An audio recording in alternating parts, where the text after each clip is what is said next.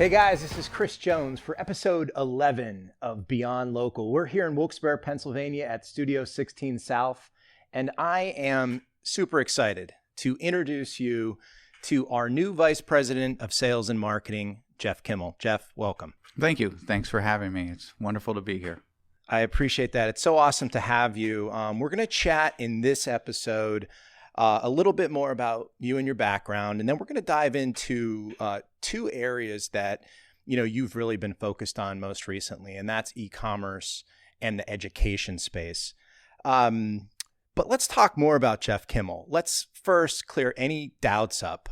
What is your relation to Jimmy Kimmel? Well, Jimmy Kimmel actually is my father. However, James Kimmel, my father, is not the rich TV show host. Okay. But my dad's name is Jim Kimmel. Okay. All right. I'm going to let that one right there. Super good response. So I've known you and known mostly of you over these last, say, half decade or so, because I've always known you here in Northeastern Pennsylvania, really as the face of web.com. And for people that might be watching, web.com is one of the largest technology employers here in Northeastern Pennsylvania. How many employees, roughly? When we were at our peak, about here locally, about 450. About 450, and you were the chief guy. Yes, correct. All right, so so I've known you. You've been involved in local economic development and technology transfer and commercialization as a board member of the Tech Bridge. And so we've served together on that. But let's go ahead and kind of step back and kind of share with the Beyond Local audience a little bit more about your background. Sure. So just like every child, when I was younger, I grew up, I wanted to be in the internet. No, not really, but that's where I ended up. So when I graduated college, I started working for an internet service provider down in the Harrisburg area. So, we were helping individuals and businesses get connected and get online, high-speed connections. With that company, I was in operations for a while and then ultimately got into the training and development side of things. From there, that's when I joined what was Network Solutions, now web.com. So they were a domain registrar, but grew into a hosting company. So I've already worked for a firm getting people connected. Now I'm working for a company that helps people build their presence online. So now they could, create their websites, their e-commerce shop, have email, domain names. And then, as luck would have it, I take the next step and I join LSEO, and a digital marketing firm. So we've got people connected, we got people online. Now I'm going to help people get found online. And that's kind of where I've been. Now with web.com and Network Solutions, I was more on the operational side, customer service, technical support, and sales. And now here with LSEO, I'm helping with the sales and marketing side.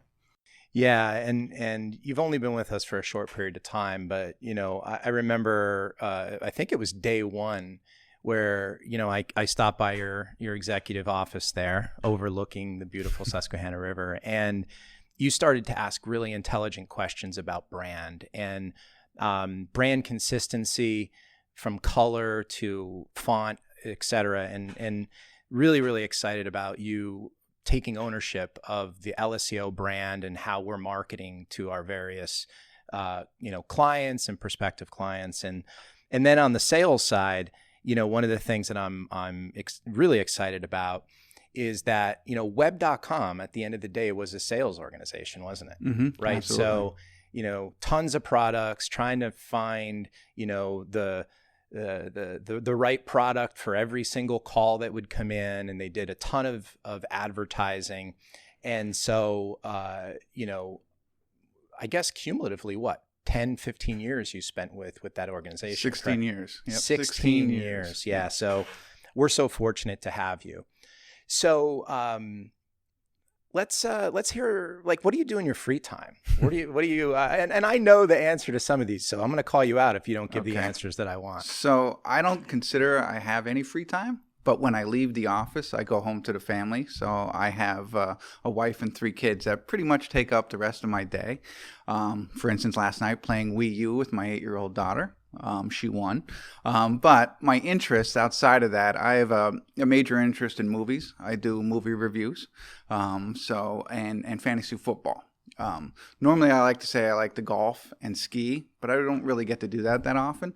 But I do get to watch my movies, do a little movie reviews, and do a little bit of fantasy football here and there. Do you think we're going to get fantasy football in this year? I do think so. I think there's some things that they have to do to make sure it's going to happen. The way they're approaching it right now is a little odd, but I do think that the NFL will play this year. We'll see. This is an interview of you, not me. I tend to have a little bit more of a skeptical point of view on that, but man, do I hope that it comes back.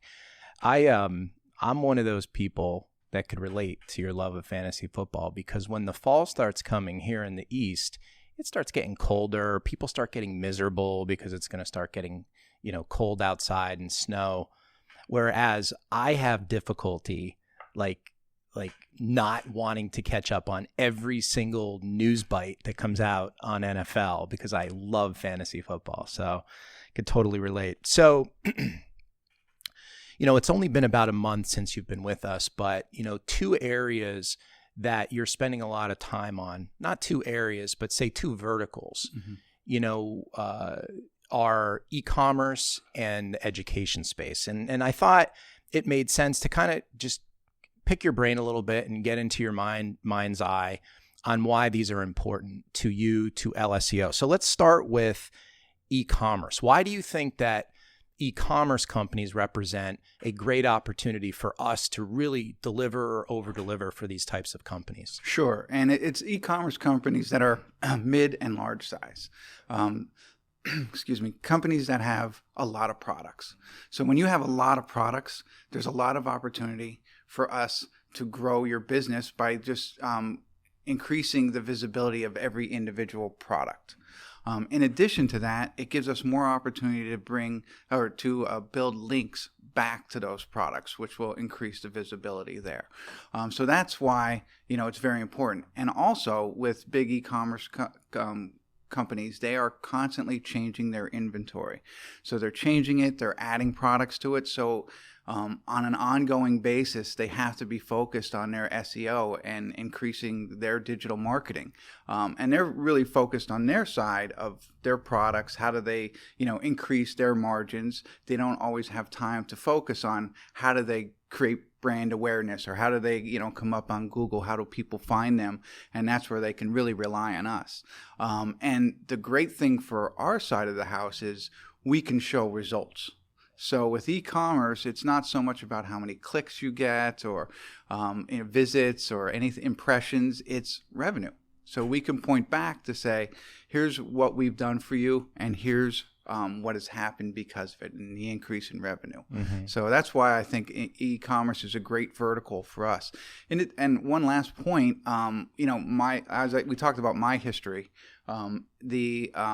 with web.com and e-commerce, I have that background. Well, when I came here, I found that a lot of the employees come from the same arena. Mm-hmm. So we have people with a lot of e-commerce experience. So add that all together, it's a great vertical for us, and I think they could really benefit from what we're offering here.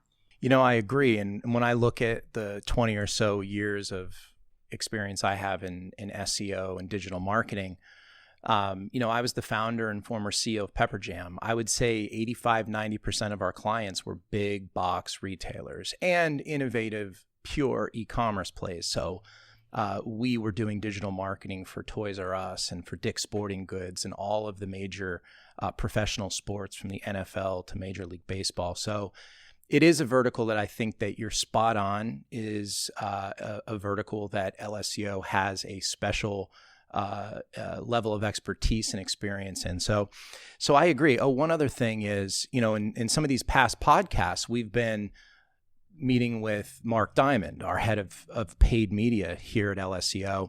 And one of the things that's really exciting about his leadership is that he's been getting the team certified in things like Snapchat ads, TikTok ads, Hulu ads, among others. So I'm sure you agree that those, or do you agree? Do you agree that those types of newer age platforms are a good fit for e-commerce? Absolutely. I mean, because everybody who's using those platforms are at some point probably shopping online, and they're looking for something that the e-commerce stores offer. And so once they visit it and then they go to Snapchat or TikTok, they're going to see it again, and that's due to Mark and what he's being able to provide. And I think it's an excellent tool for us to use with the e-commerce verticals. Yeah, and one of the points he made recently was how when we think about this retargeting loop, which is so important to e-commerce companies, somebody comes to your e-commerce shop and then they don't buy because they're